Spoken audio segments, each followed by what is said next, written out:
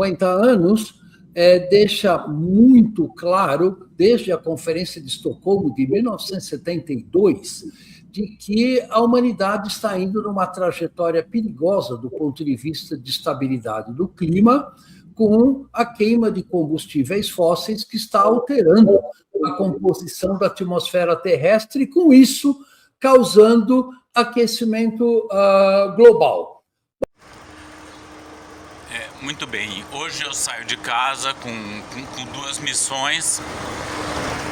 Uma missão principal é mapear as jaqueiras que eu vou encontrar ao longo da estrada da Vista Chinesa, porque eu tô percebendo que as jaqueiras são um bom indicador do histórico de perturbação das áreas, do seu histórico de desmatamento. A jaqueira não invade uma área de floresta primária, mas ela invade uma floresta que foi desmatada para plantar cana-de-açúcar e café.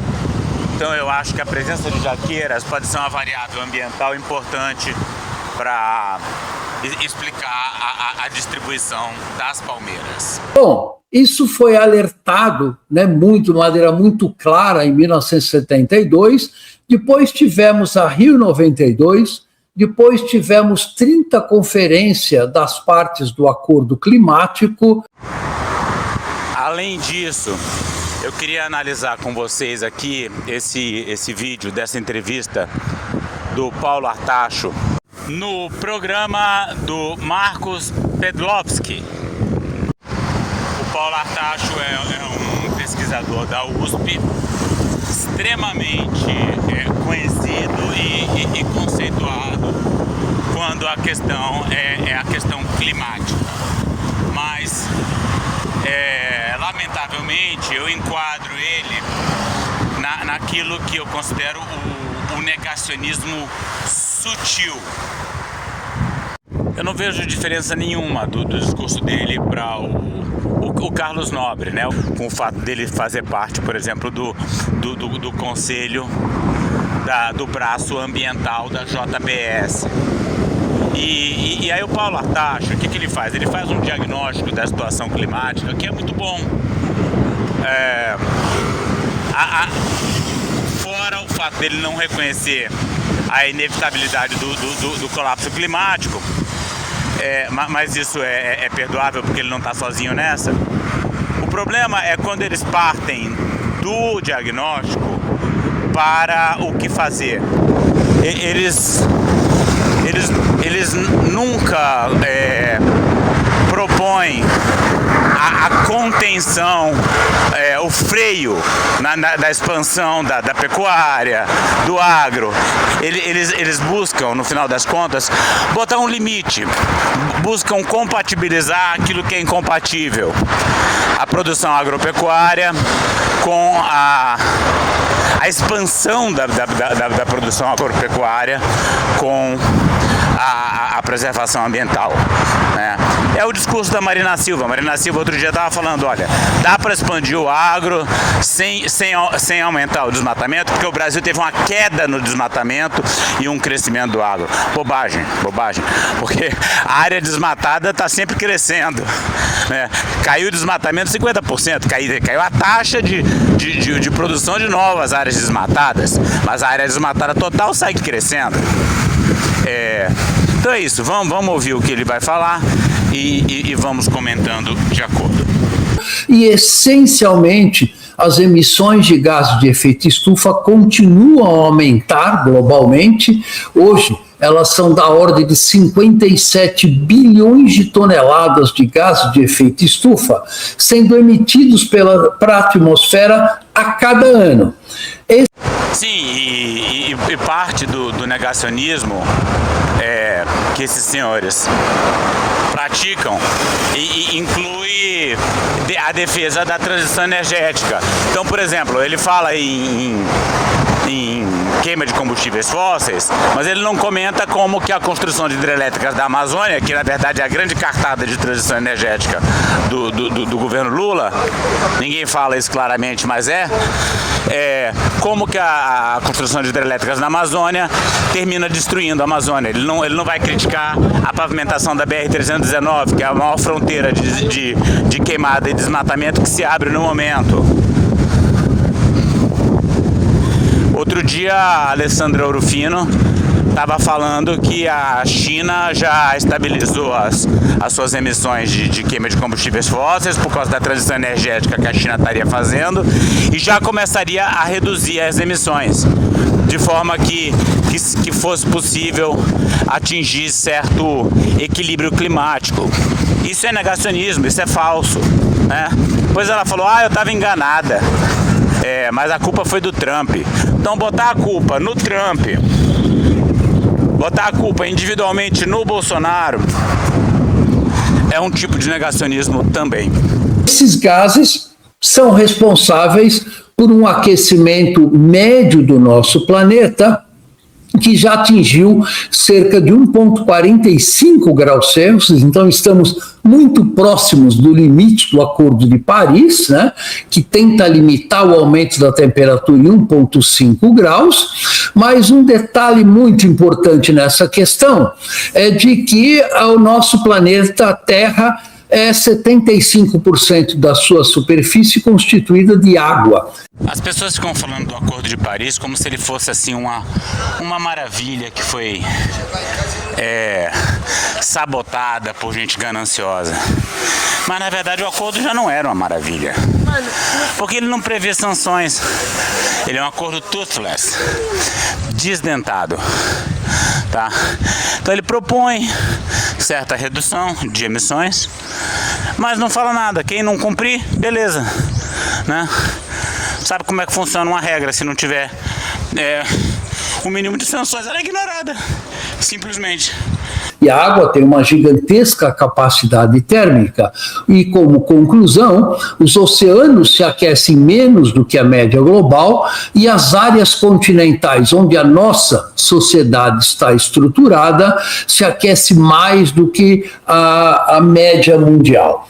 O que observamos é que nas áreas continentais já temos um aquecimento médio da ordem de 2,1 graus Celsius e algumas regiões do Vale do Rio São Francisco, do Nordeste brasileiro e da parte leste da Amazônia já observam aumentos de temperatura de 2,3 graus Celsius. Então, é uma situação, e também é importante salientar que clima não é só temperatura, clima também é precipitação, e estamos observando enormes alterações no ciclo hidrológico, que é crítico, tanto para a manutenção de ecossistemas como a Amazônia, Pampas e Pantanal, por exemplo, mas como também para alimentar o agronegócio brasileiro, que já está sentindo queda na produtividade devido à redução da precipitação no Brasil Central. Mas não adianta falar que o agro é o grande prejudicado e que, portanto, ele precisa se emendar, porque eles têm os mecanismos próprios. Começa a cair a produtividade no Brasil Central, você migra para a Amazônia, onde ainda tem bastante chuva. Até certa redução na chuva, é até bom para plantar melhor a soja, que você pode passar melhor o maquinário, desmatar com mais facilidade. Bem, isso tudo é a questão do presente do clima. E quanto ao futuro do clima do nosso planeta? Bem, as projeções do painel intergovernamental de mudanças climáticas mostram que, se continuarmos a emitir gases de efeito estufa como estamos fazendo hoje, mesmo com todos os compromissos de redução assumidos no Acordo de Paris por todos os 196 países signatários, estamos levando o nosso planeta para um aquecimento médio de 2,8 graus Celsius. Isso significa que no Brasil... Não é só 2,8. Pode ser que seja 2,8 ao longo desse século, ou até pior, mas o aquecimento é contínuo. Mesmo que a gente não faça mais nada, mesmo que não queime mais 1 litro de gasolina, o aquecimento está posto. e ele vai continuar. Você tem que pensar nos gases de efeito estufa como um cobertor que vai te aquecendo, né? Então quando você emite mais, você aumenta o cobertor. Mas se você parar de emitir, aquele cobertor que está ali, ele vai continuar. E vai continuar te aquecendo. E isso libera mais gases, o que faz com que aumente o cobertor. Então a gente caminha realmente para um colapso climático. E o povo precisa saber disso. Eu gosto de usar a analogia da geladeira, né? Tira a geladeira da tomada e abre o freezer. Você vai ver aquela camada de gelo. Ela não vai cair na hora, não vai derreter instantaneamente porque você desligou a geladeira e abriu a porta. Vai demorar um tempo. Esse tempo é o que a gente está vivendo. A geladeira já está aberta, ela já está fora da tomada. Então o que eu estou fazendo? Olha só, esses pontos aqui que eu estou marcando são jaqueiras, né? Não jaqueiras individuais, eu não estou marcando cada árvore. Eu estou marcando as áreas onde há jaqueiras, porque elas são um indicador de histórico de perturbação de desmatamento. E enquanto isso, vamos vendo o vídeo do Paulo Artacho. As projeções e a distribuição geográfica desse aquecimento apontam que o Brasil pode ter um aumento de temperatura que vai de 3,5 graus a 4 graus Celsius ao longo deste século.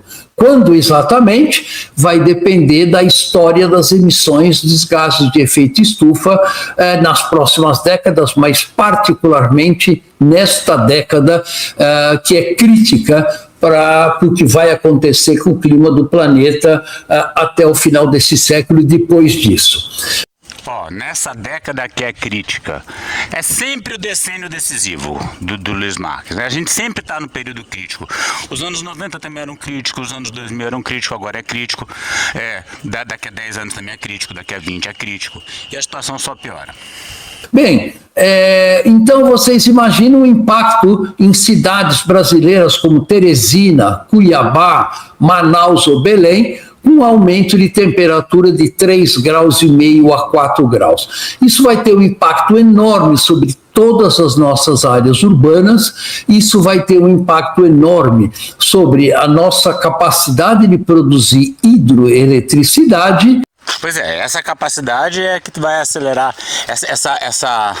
a louvação, né? A glorificação, a exaltação dessa capacidade é que acelera o desmatamento da Amazônia. Eu quero ver ele falar que a hidroeletricidade é um problema, né? Que Belo Monte desencadeou desmatamentos, Giral e Santo Antônio, porque querem fazer agora na Amazônia inteira. Vai vendo. E na produtividade do agronegócio como um todo, que são questões que nós já estamos observando, deixaram de ser questões para a gente se preocupar no futuro, mas são questões presentes na sociedade brasileira hoje. E os impactos, eles não se limitam somente na economia, certamente o impacto na saúde da população, em particular com a questão das ondas de calor, vai ser muito pronunciado, né? Estudos da Universidade Federal do Rio de Janeiro apontam para uma taxa de mortalidade da ordem de 50 mil mortos no Brasil ao longo dos últimos 12 anos, causados ou intensificados, digamos assim, pelas ondas de calor aqui no Brasil, né? Tivemos ondas de calor muito forte na Europa, que foram responsáveis pela morte de 73 mil pessoas, e mais recentemente, as ondas de calor na Europa, nos Estados Unidos e em partes da Ásia, também tiveram um peso importante no impacto na saúde da população. O impacto, além da economia e da saúde da população, também se dá na saúde dos nossos ecossistemas. Então, dados recentes, publicados algumas semanas atrás do sistema MAP Biomas, mostra que o Pantanal perdeu cerca de 30% da água comparar ao longo das últimas 2, 3 décadas. É uma mudança muito profunda no ecossistema que depende, obviamente, de áreas alagadas e que tem impactos econômicos e sociais muito importantes. Outra região crítica do ponto de vista das mudanças climáticas é a Amazônia, onde vários estudos apontam que a floresta está perdendo carbono. Ele te vence pelo cansaço, viu? Eu já vou alertando. Ele vai falar 1 milhão de coisas certas. Você vê que não teve uma crítica até agora, nada da coisa do governo, né? Da concessão de florestas públicas, grandes obras, nada. Supostamente ficaria pro final. Aí quando chega no final, às vezes eles começam a falar de bioeconomia, desenvolvimento sustentável, governança, mas não colocam essa crítica tão necessária. Na verdade, a crítica é essa. O problema é o capitalismo. Não que a gente vai fazer uma revolução, mas não pode deixar correr solto. Precisa abrir uma estrada ligando Manaus a Porto Velho. Não dá. A gente está vivendo colapso climático. Não adianta falar que essa estrada vai ser verde. Mas vamos lá. A gente tem eu tenho muita jaqueira para contar e os poucos que ainda assistem esse canal, eles aguentam. Vamos lá, vamos em frente. Carbono para a atmosfera, ao invés de executar um importante serviço ecossistêmico de absorção de carbono, como estava fazendo ao longo de várias décadas. Então, a floresta pode estar próxima de um tipping point, como a gente chama, ou de um ponto de não retorno, onde o ecossistema, devido à alta temperatura e à queda na precipitação, pode não ser capaz de manter uma floresta tropical como a gente conhece hoje. Então, isso é crítico porque a Amazônia processa uma grande quantidade de água que abastece o Brasil central e o sul do Brasil, e obviamente essa água é crítica para o bem-estar da nossa sociedade, das pessoas e da economia como um todo. E é interessante a gente observar que já existem soluções para a questão das mudanças climáticas globais. O próprio relatório do IPCC... Pronto, agora vai começar a besteirada. E já existem soluções para a questão da crise climática. Já tem solução, é só aplicar. Vai vendo. Pode existir caminhos, mas não é solução. Por isso que a gente chama de colapso.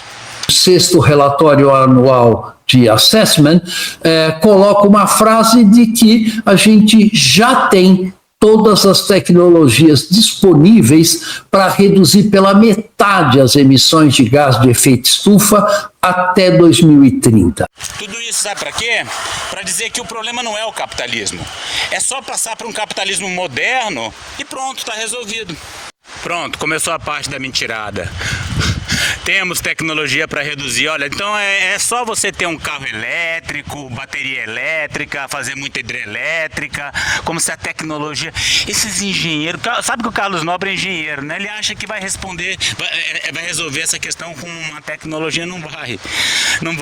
E aí esse discurso sabe para quê?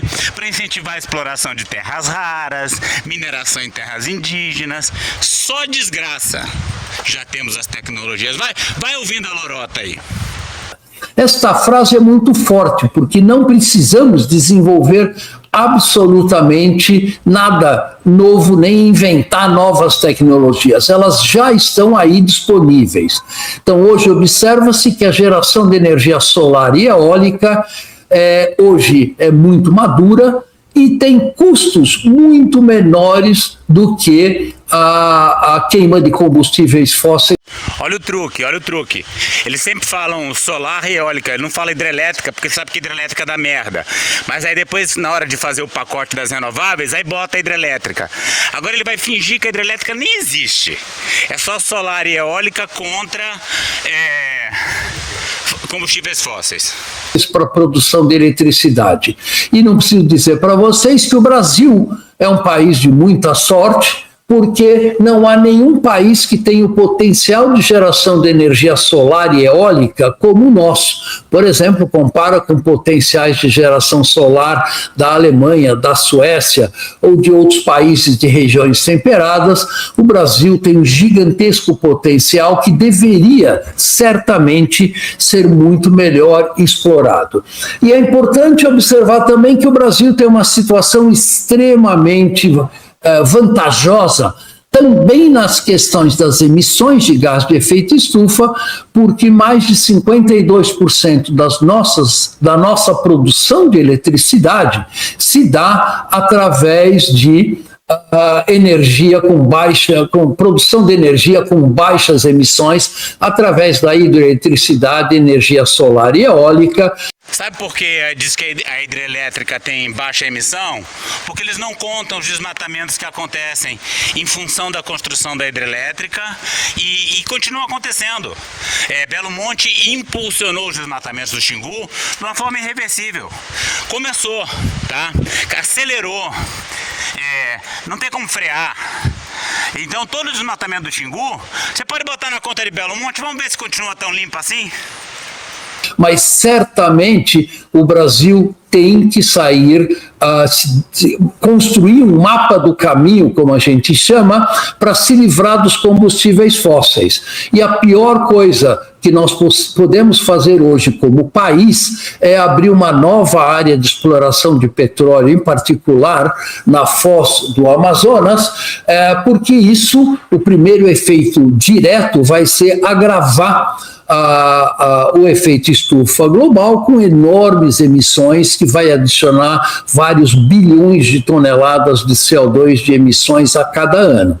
Então, certamente o Brasil, se investisse esses recursos que vai investir, que são da ordem de 20 a 30 bilhões de dólares, para abrir uma nova área de exploração de petróleo em uma região sensível, se investisse esses recursos na geração de energia solar e eólica, nós geraríamos muito mais emprego. Só que não é solar e eólica, na verdade é hidrelétrica, né? Você vê como ele fala como é mentiroso o discurso.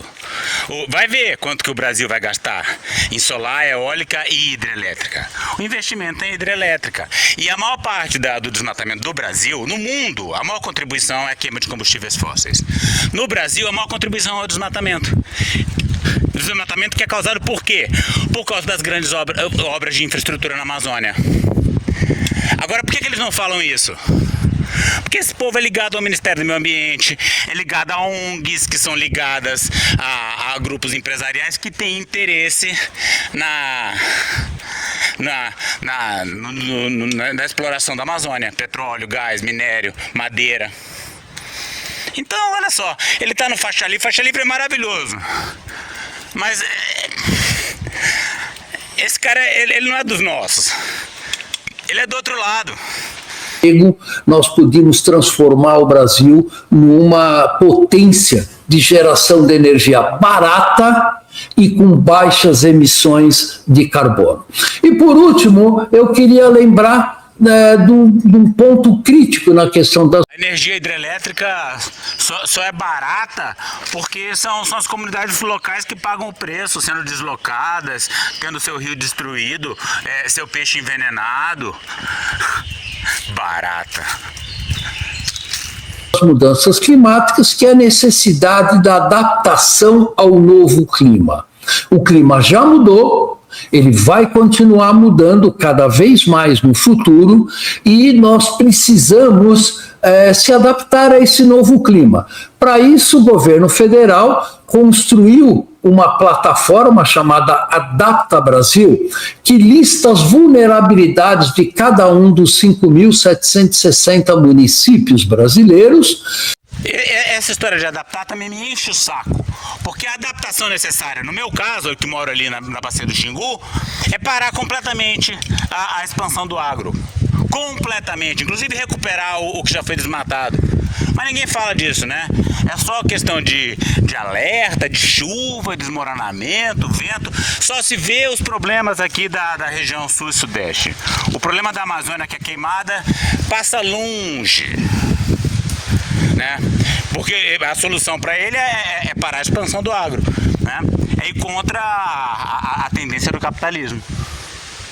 Então, os municípios já têm mapeado as suas taxas de vulnerabilidade, mas nós precisamos ter ações concretas para se adaptar ao novo clima. O que a gente vê é que há recursos financeiros disponibilizados para esta adaptação climática, mas infelizmente eles são muito pouco ou mal utilizados em nosso país. Então nós precisamos mudar esse panorama e as eleições desse ano são uma plataforma extremamente importante para que a gente possa eleger representantes do povo que se preocupem muito mais com as necessidades básicas da população, como um clima estável, alimentos baratos, disponibilidade de água, do que dos interesses de grandes companhias, sejam petrolíferas ou companhias do agronegócio.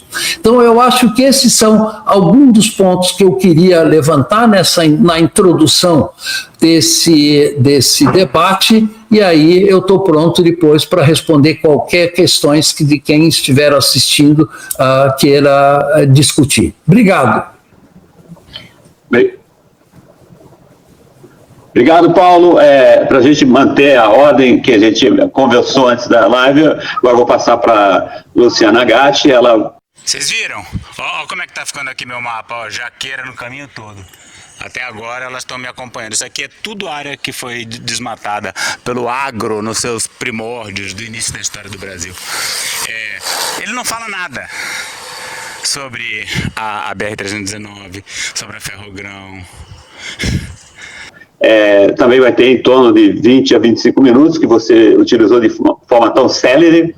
Então, Luciana, mais uma vez, obrigado pela presença hoje e tenho certeza que você tem coisas muito interessantes para nos falar aqui nessa live. Obrigado. Bom, em primeiro lugar, eu queria dizer bom dia, boa tarde, boa noite, não sei que hora o pessoal vai assistir. Muito obrigada de estar aqui, a oportunidade da gente estar falando dessa questão que é esse El Niño extremo, e explicar o que vai acontecer, o que a gente pode fazer, é um assunto importantíssimo, né? Então, em primeiro lugar, obrigada por ela. A Luciana Gatti é candidata a deputada federal. E ela é aliada da Marina, né? Ela também, eu aposto que ela não vai pegar pesado em nenhuma dessas obras aí que eu citei. Essa oportunidade. Eu queria um pouco mostrar por que a gente chama esse El Niño de super, né? Vou colocar aqui. Tá a tela certa? Acho que sim, né? Olha, essa primeira tela está mostrando uma escala em graus Celsius com regiões do oceano. É um saco, todo mundo fica explicando o que é o Super El Niño. A explicação é fácil. Eu quero ver as implicações aí para os planos de desenvolvimento do governo federal e que sejam debatidos agora nesse período pré-eleitoral. Entre a América do Sul, né, aí é o Pacífico, é a região equatorial, é onde acontece o aquecimento.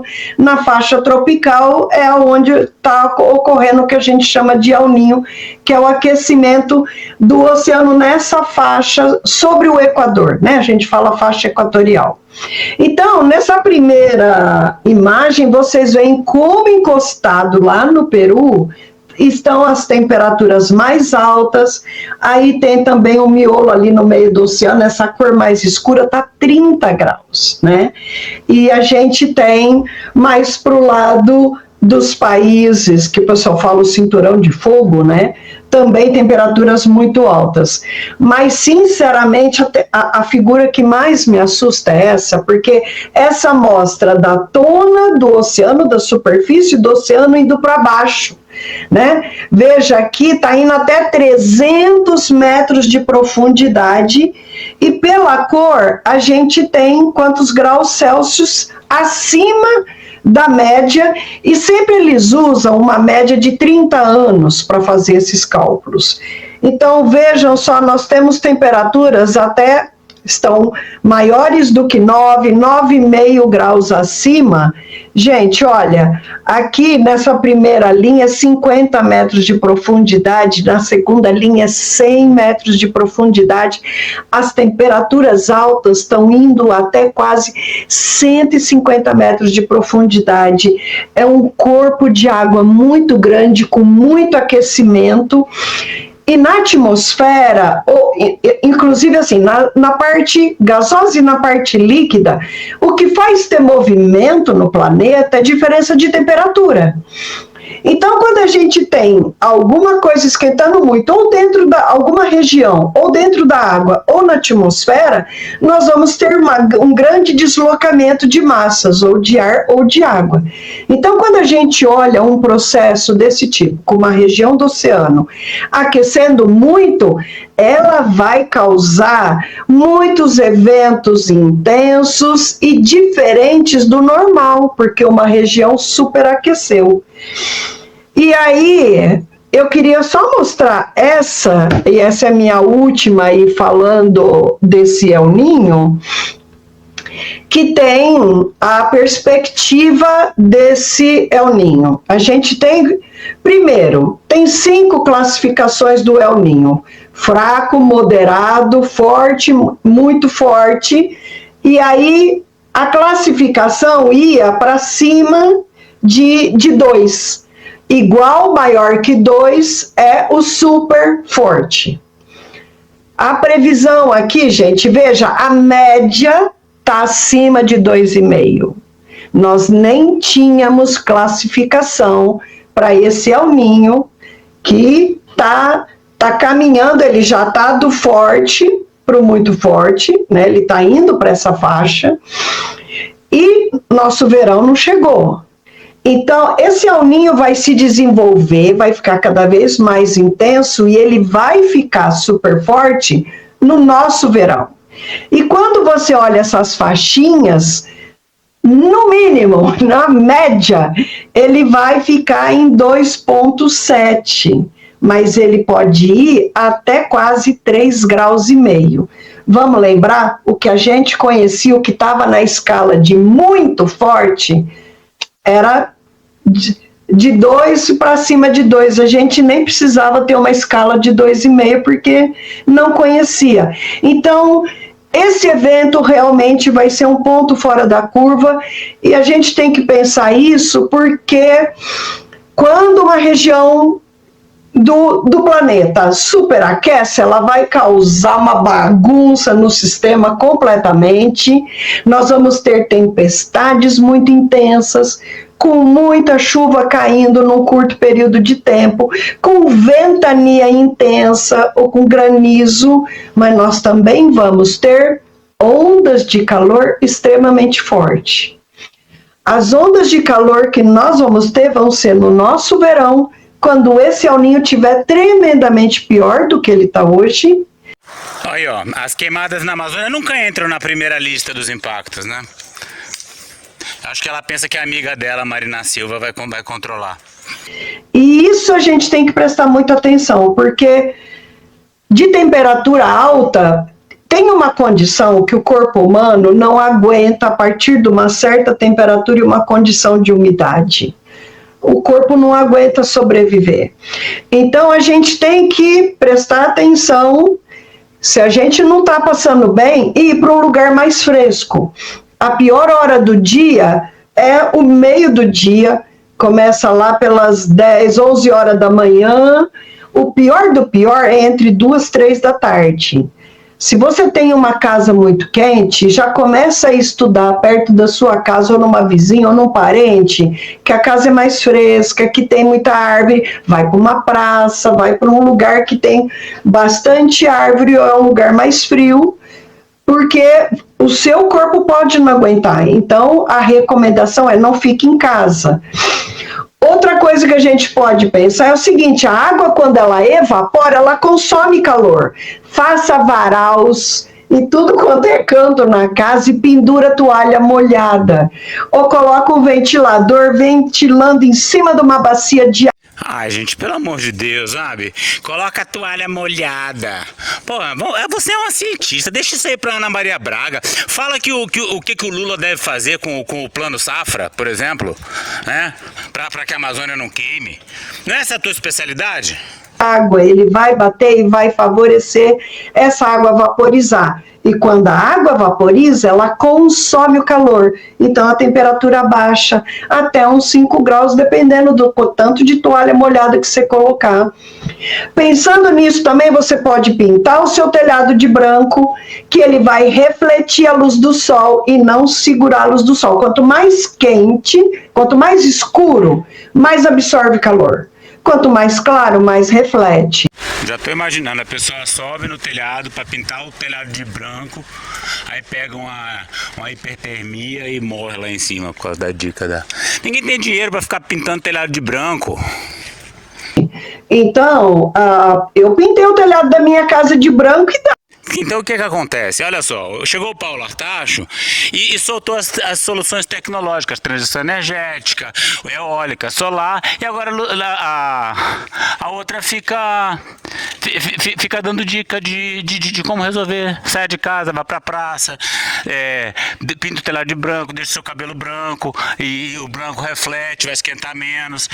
A temperatura desceu maravilhosamente, pintei as paredes e eu tenho árvore em tudo quanto é cantinho aqui na minha casa, bacana porque junta muito passarinho. Bom, agora eu queria falar para vocês, gente, o seguinte, essa é a figura que nós temos hoje das temperaturas, só que isso é uma figura de anomalia, quer dizer, o quanto está mais quente acima da média.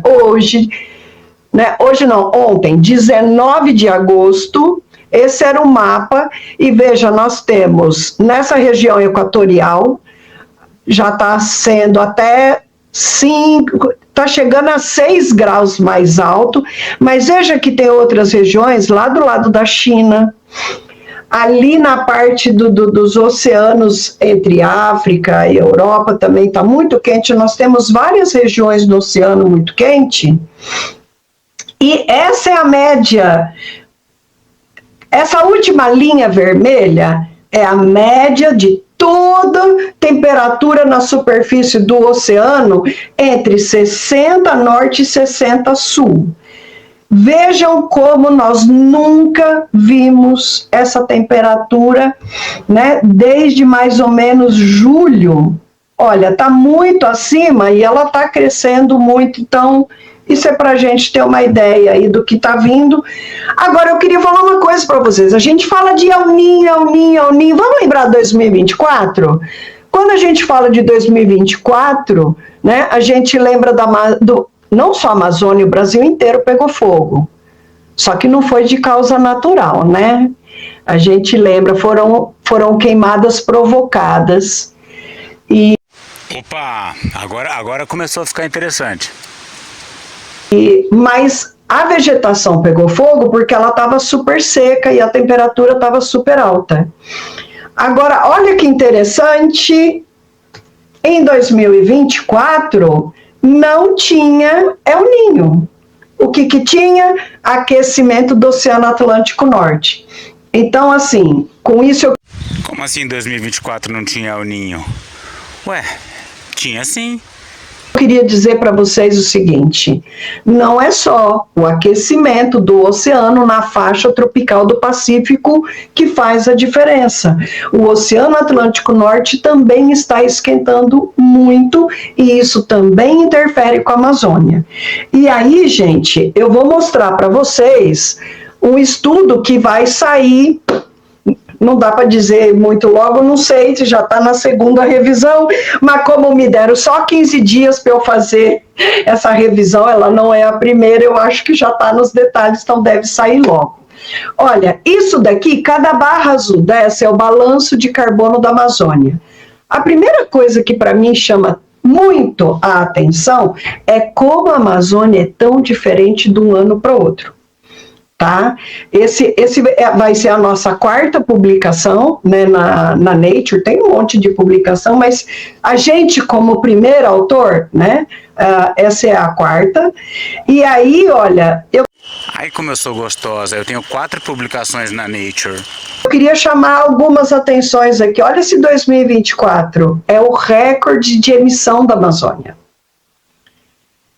E essa emissão é basicamente queimadas. E a notícia triste é o seguinte, o inventário não considera as queimadas na Amazônia. É considerada emissão zero. Então, quando a gente fala em metas, né, elas não são muito realistas, mas isso é para o mundo inteiro, tá? Quando eu converso com o pessoal do governo sobre não considerar as emissões nem de queimadas, nem de degradação no inventário, eles me respondem que ninguém considera, o pessoal põe na categoria de incêndios naturais, né? Vamos lembrar de Canadá, de Austrália, de Portugal, Grécia, Itália, Estados Unidos, incêndios imensos, e o pessoal coloca na categoria de natural, né? E aí, se o Brasil inclui, o Brasil vai ficar com uma emissão muito maior, então eles não põem. Mas, infelizmente, esses incêndios são provocados pelos seres humanos. E aqui está o cenário, e ele, na real... Se os caras não põem nas contas nacionais os incêndios florestais, imagina botar na conta da hidrelétrica para ver realmente quanto que a hidrelétrica emite. E as jaqueiras continuam.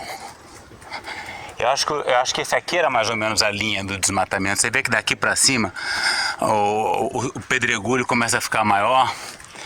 Eu imagino que na época do Império isso aqui era tudo canavial. Ou cafezal, né? Também não sei, tem que investigar isso melhor. Ele é o principal problema de emissão de carbono que a gente tem no Brasil, tá? Bom, a gente pegou esses 15 anos, a ideia era o seguinte, eu escuto, né, nas falas aí do agronegócio o seguinte, nós vamos perder a Amazônia mesmo com as mudanças climáticas, não vamos? Ela vai chegar no tipping point, quando o planeta chegar não sei o quê, então, vamos fazer dinheiro agora, já que nós vamos perder a Amazônia mesmo? Então, gente, a ideia foi o seguinte, nós temos mais de 1.100 coletas com avião, voos, coletas é um número tremendamente maior. Mais de 1.100 voos, uma quantidade enorme de medidas na atmosfera, e a ideia foi usar esses 15 anos, né, a gente coleta em 4 locais, 2 vezes por mês, usar essa quantidade enorme de dados para tentar responder a seguinte pergunta: quem é o maior responsável pelas alterações que estão acontecendo na Amazônia? É a ação humana direta quer dizer, é o povo lá que está desmatando e tacando fogo, ou é a mudança climática global? Bom, então, nós pegamos parâmetros que representam as atividades humanas, desmatamento e queimada, e parâmetros que representam a mudança climática global. Eu peguei o El Niño, o ONI é a temperatura nessa faixa, que pode ser, quando é de meio grau para cima, chama El Niño, quando é de menos meio grau para baixo, chama Laninha, e o efeito é oposto quando é Laninha. Tem muita chuva, temperaturas muito mais amenas, né? E eu também peguei o que está acontecendo com o Oceano Atlântico Norte, na faixa tropical, chama TNA, porque é Tropical North Atlantic Anomaly Index, que também é uma anomalia, né? Só que aqui na faixa tropical do lado do Oceano Atlântico. Bom, aqui eu conto para vocês o seguinte, hoje, dentro desses 15 anos, já é o Oceano Atlântico Norte quem mais está impactando a Amazônia, mais do que o El Niño, tá? E aí a gente também pegou chuva e temperatura. Bom, o que a gente encontrou foram 3 grupos. Um grupo, esse do preto lá em cima, dominado pela chuva, os anos chuvosos. Um segundo grupo, pasmem, a estatística encontrou o governo Bolsonaro / Ricardo Salles nos dados científicos, né, de emissão de carbono, desmatamento, queimada, temperatura, chuva, o El Niño e o TNA, né, o ONU e o TNA. Repare que esses dados dela estudam a variação nesses parâmetros, né, de devastação e de queimadas. E é claro que o Bolsonaro ele pega a responsabilidade na variação. Porque o Lula e a Marina eles são o lado baixo da variação. Mas a tendência, que certamente não é destacada nesse teste, né? Por isso que os anos de Lula ficam em azul e os anos de Bolsonaro em vermelho, a tendência não aparece nessa estatística. Impressionante isso. E um outro grupo que são anos de eventos extremos, ou de El Niño, ou de aquecimento lá no Oceano Atlântico, Tropical Atlântico Norte, que a gente chama de TNA, né? Acima de meio, a gente usou o mesmo critério da temperatura no Oceano Pacífico, né? E eles podem ter acontecido os dois eventos ou só um. E aí a principal característica deles foi queimada, foco de queimada e área queimada. Os índices do Oceano Pacífico, do Oceano Atlântico e a temperatura e a precipitação muito menor, né?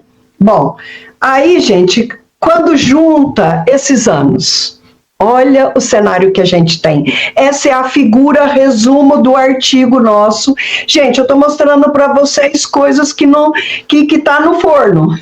Tá lá na Nature. Eu espero que seja publicado muito em breve, mas eu acho isso muito importante, porque conta o que acontece com a Amazônia em ano de extremo, de seca e temperaturas altas, que é o que já começou a acontecer, mas vai ficar tremendamente pior. Olha só, o grupo 1 são os anos chuvosos, com uma chuva mais intensa. E aí a gente tem uma Amazônia quase neutra. Se a Amazônia não tivesse esse impacto enorme que a gente tem hoje, ela poderia estar tendo um papel aí. Eu vejo esse povo sofrendo aqui subindo de bicicleta, me dá uma pena, porque eu já fiz muito isso, é tão ruim. Você sofre tanto pedalando. É bom vir na floresta assim, olha, sem compromisso, contando palmeira, contando jaqueira. Aí, ó. É a turma que precisa fazer o exercício rápido, né? Pra voltar pra casa e ganhar dinheiro. Ainda muito importante no balanço global, tá? Porque é 0,11 petagrama de carbono é igual a bilhões de toneladas, tá? Por ano. E aí, gente, nesses anos chuvosos, olha só, em média, nós temos um desmatamento de 6.400 quilômetros quadrados, não é pequeno. E, em média, nós temos uma área queimada de 55.000 quilômetros quadrados. Deixa eu abrir um parênteses. Essa área queimada, bom, eu estou estudando CO2 na atmosfera, então eu quero tudo que queima, que é vegetação, porque eu quero ver fontes de carbono. Então, nessas áreas queimadas tem floresta primária, secundária, áreas de pastagem, até lavoura que queimou junto, outras vegetações, né? Então, aí tem toda a área vegetal queimada, 55.000 em anos chuvosos. Gente, é um impacto humano muito alto, tá? Muito alto. Sim, ela compara a seca com a chuva, compara Lula com Bolsonaro, diz que Bolsonaro é alto, diz que é alto mesmo na chuva. Quero ver ela dizer que é alto mesmo com Marina Silva, mesmo com Lula. Eu acho. Aí o grupo 2 é o Bozo Time. Gente, exatamente o 2019, 20, 21, 22, onde a principal característica foi 97% de aumento no desmatamento. Na verdade, o clima até ajudou, porque começou um processo de 3 anos seguidos de laninha. A partir de 2020, um ano atrás do outro, a floresta foi fazendo cada vez mais absorção, compensando as emissões que foram até aumentando, porque o desmatamento teve o seu máximo em 2022, né? E aí vem o grupo 3, que é o assunto aqui, ano de evento extremo, nós estamos falando de El Niño, aqui tem anos de El Niño e de TMA. A principal característica, em média, 92% de aumento de queimadas. Se eu pegar só o 2024, gente, aqui, olha, só o 2024, vocês estão vendo um aumento de 182% da área queimada em relação aos anos chuvosos. Então, assim, o pior problema dos anos de El Niño não é que a floresta vai deixar de absorver carbono. O pior problema é que o ser humano que quer desmatar, que quer destruir a floresta, se apropriar de uma área não destinada, ele vai tacar fogo. Então, assim, esse dado é extremamente importante para a gente ver que hoje a gente precisa de um PPCDAM para o fogo, para as queimadas, porque hoje o nosso principal problema de perda de floresta não é desmatamento na Amazônia, é queimada na Amazônia.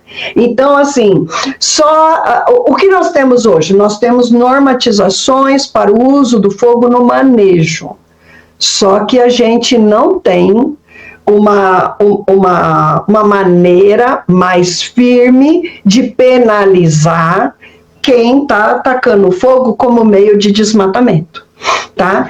E eu queria voltar aqui, olha, e mostrar para vocês o seguinte, dá uma olhada, porque assim, o azul, esse gráfico azul, são as emissões de carbono. É a maior emissão dos 3 grupos, né? Quase meia petagrama de carbono, ou quase 500 milhões de toneladas de carbono por ano, em média. Aí tá 2010, 15, 16, 23 e 24.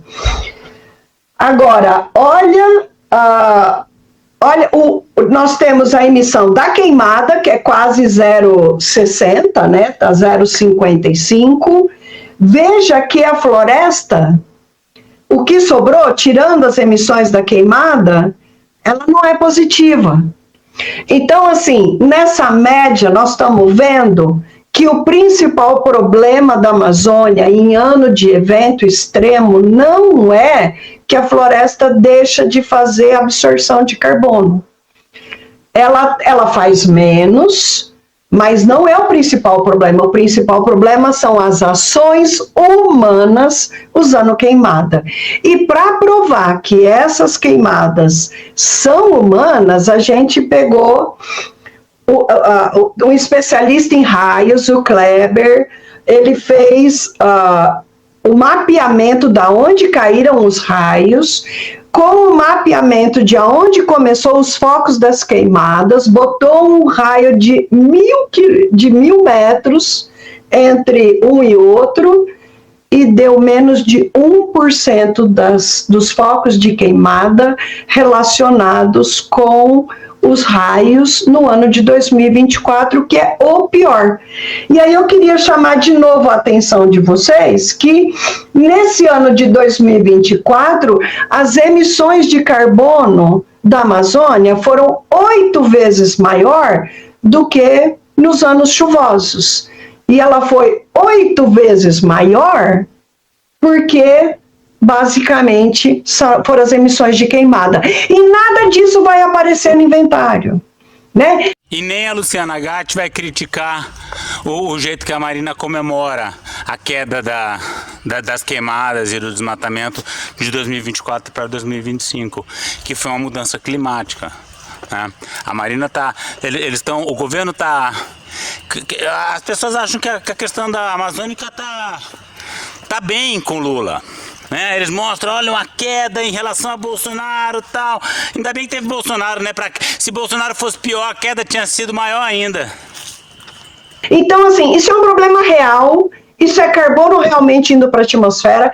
A gente tem que parar de pensar só nos acordos, porque os inventários não são muito realistas. Isso é para todo mundo, gente, tá? Então, assim, mas isso é carbono indo para a atmosfera, e a situação está muito pior do que a gente previa, né? Então, eu queria acabar a transmissão e voltar aqui a falar com vocês sobre a gente olhar para isso e entender que a gente precisa ter uma política de emergência. Esse El Niño vai ser uma emergência, o governo deveria estar decretando estado de emergência climática no país até que o El Niño até que saia, né, da classificação de El Niño. Em primeiro lugar, a emergência é permanente. Depois, o que inclui a emergência? A emergência inclui dar quase 1 trilhão de reais pro Plano Safra. Se a emergência incluir parar o financiamento do agro que está destruindo a Amazônia, a ideia é boa. Agora, se a emergência for só blá blá blá, fica em casa, põe a toalha molhada, põe um bebedouro nas ruas, é tudo paliativo.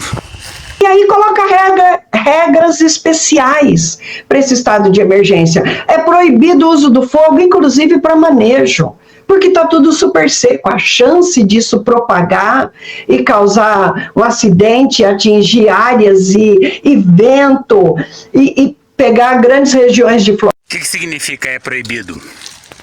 O dono da terra vai ser preso, vai ter sua terra confiscada, porque as multas eles já não pagam, né? Floresta é gigante. A gente está se preocupando em ter brigadas de incêndio, mas a gente deveria estar pensando em como não ter os incêndios. E uma medida seria fazer uma campanha gigantesca na televisão, nos rádios, na internet, explicando para o pessoal não usar fogo, a vegetação está super seca, a chance disso sair de controle é enorme, né? E preparar a população com defesa civil para os casos de chuva intensa e com... E Luciana Gatti, nada de falar de ferrogrão, BR-319, hidrelétricas na Amazônia, só não taque fogo, sai de casa, tenha uma árvore no quintal.